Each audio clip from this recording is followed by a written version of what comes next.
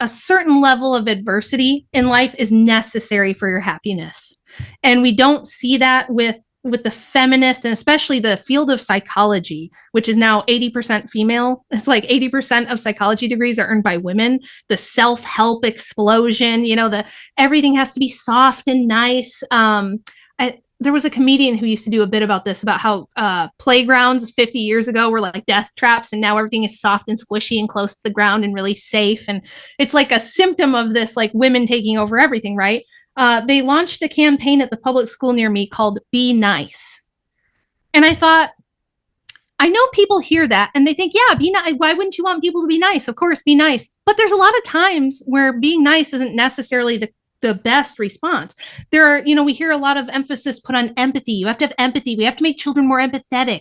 There's this feminine idea that the problem with the world today is not enough empathy and not enough focus on everyone's emotions.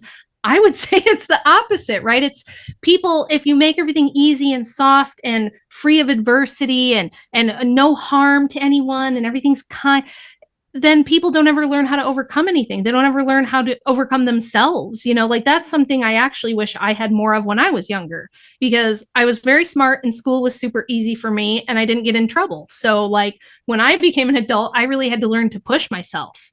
And it took me, screwing up some things to realize, I should probably work on, having better control over what I'm putting in my mouth and making sure that I'm exercising and making sure that I have I had to do a lot of self-improvement type of stuff that was not helped at all by this feminist, be kind to yourself, mental health awareness, like all this soft psychology that's just everywhere. It was like, no, I'm the kind of person who could have used a little nudge or a little push, and that would have been really beneficial for me. And I think the reason we see two-parent homes with mom and dad being by far the best outcomes for kids is because you have that balance, right? If you fall and skin your knee, your mom's going to kiss it and bandage it, and that's good for kids. We don't want to take that away. But also, there's times where if they've been laying in bed playing video games for a week straight on summer vacation, dad needs to come in and be like, okay, come outside. You're doing some yard work with me, right? You're going to earn your keep around here, and you're going to learn to get out of bed and get off your butt and do some things.